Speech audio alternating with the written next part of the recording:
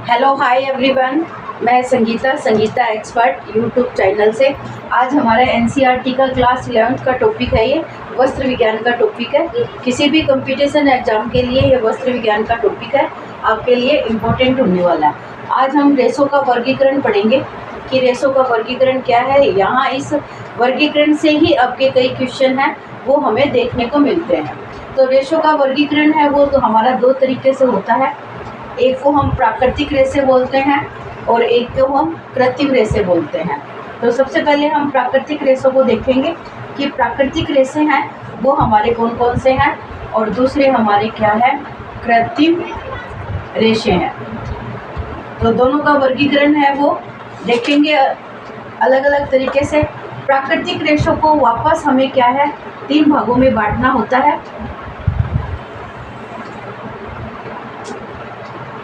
तीन भाग ये कौन से हैं प्राकृतिक रेशों के? एक पहला भाग तो आता है हमारा वानस्पतिक रेशा, वानस्पतिक रेशे आते हैं। दूसरा आपका जानत्व रेशा आता है। तीसरा आपका खनिज रेशे आते हैं।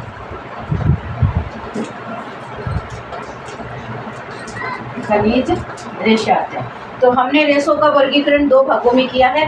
पहला हमारा प्राकृतिक है, दूसरा हमारा कृत्रिम है।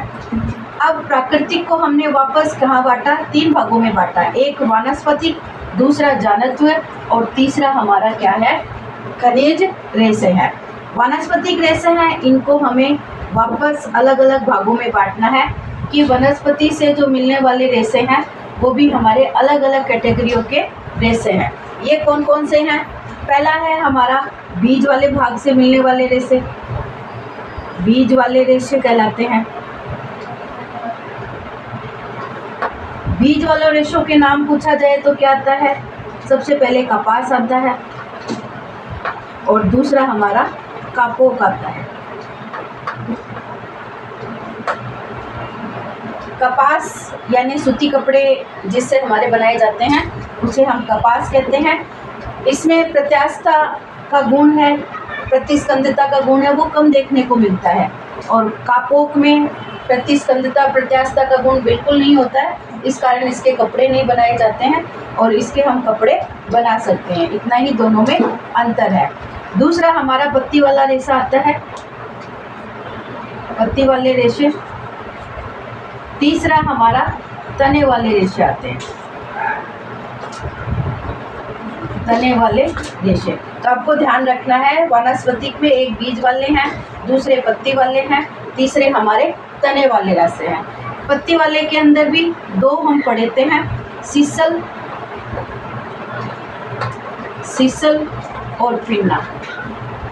ये 2 ऐसे रेशे हैं जो हमें पेड़ के पत्ती वाले भाग से हमें ये दोनों रेशे प्राप्त होते हैं। तीसरा हमारा तने वाला रेशा है।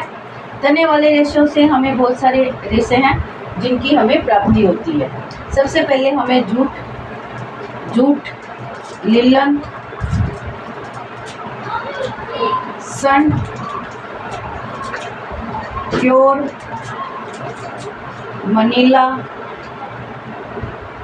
3 और 4 5, मनीला, रेमी,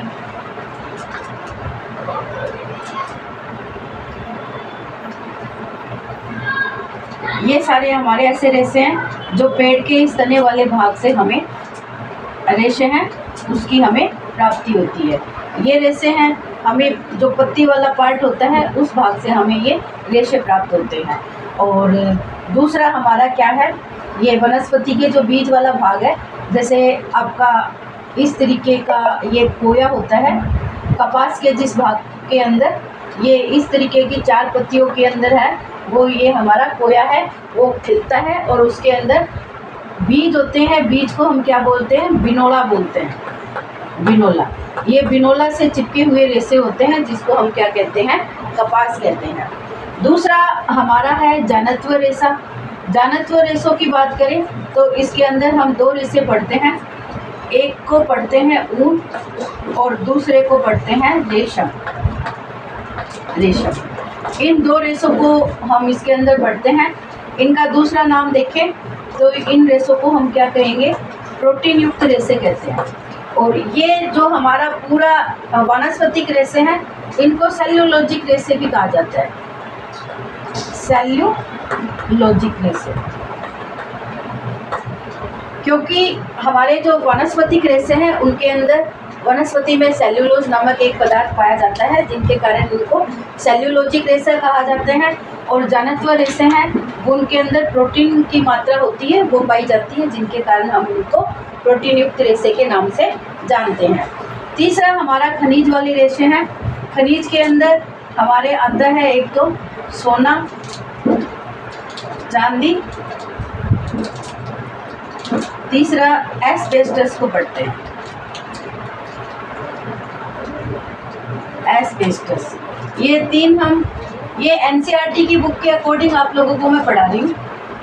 एनसीईआरटी के बुक जो 11th-12th की दे रखी है ना आपकी, उन 11th-12th के बुक के अंदर जो भी आपके बिंदु दे रखे हैं, जो बातें दे रखी है, उसके अकॉर्डिंग आपको मैं ये सिलेबस है वो करवा रही हूँ।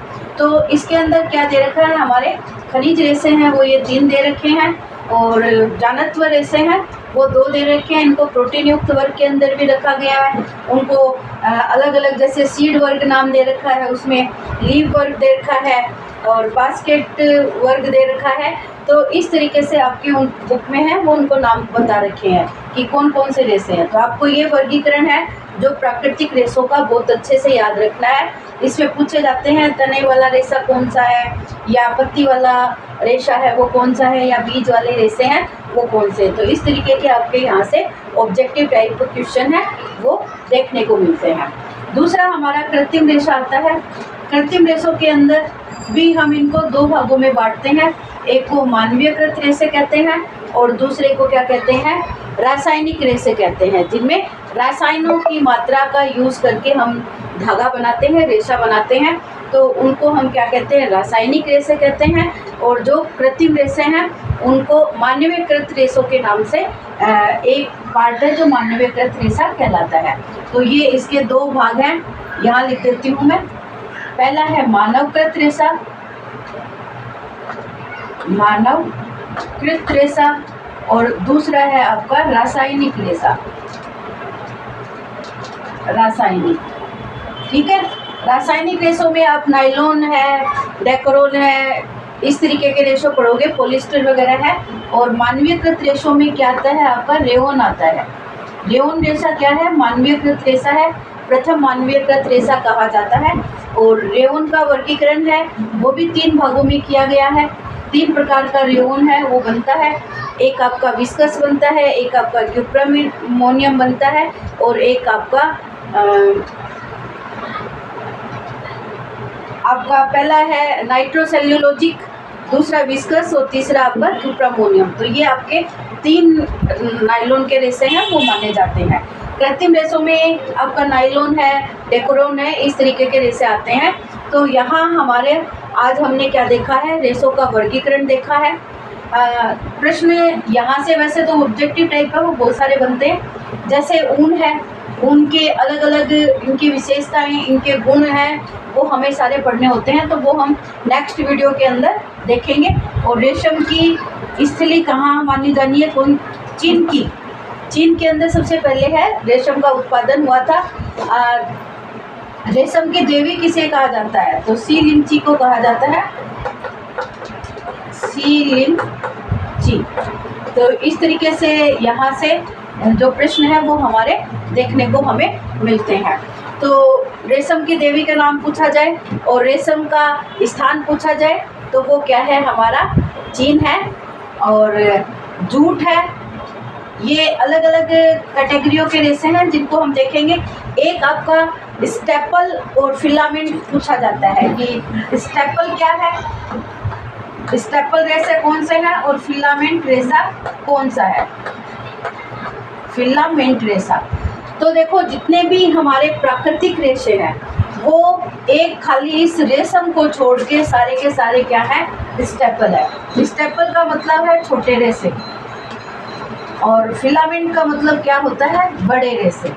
और इनकी हम पहचान कैसे करेंगे, फिलामेंट को हम मीटर में नापते हैं और जबकि स्टेपल रेसे हैं वो सेंटीमीटर और इंच में नापे जाते हैं। जब हम इन रेसों के गुण या इनकी विशेषताएं पढ़ेंगे तो तब हम पढ़ेंगे कि ये जो रेसे हैं वो हमें कितनी कितनी लंबाई के रेसे हैं वो प्राप्त होते हैं।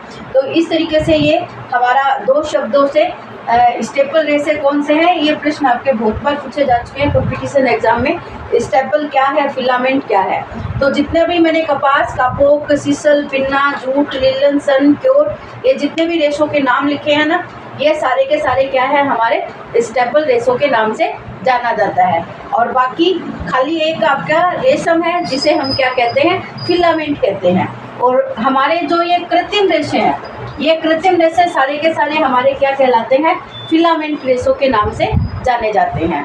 तो अगर आपको ये जानकारी अच्छी लगी है तो चैनल को लाइक, शेयर और कमेंट करना चैनल पर, ताकि हम आगे और अच्छी वीडियो है वो आप लोगों को लिए बना सकें। Thank you everyone.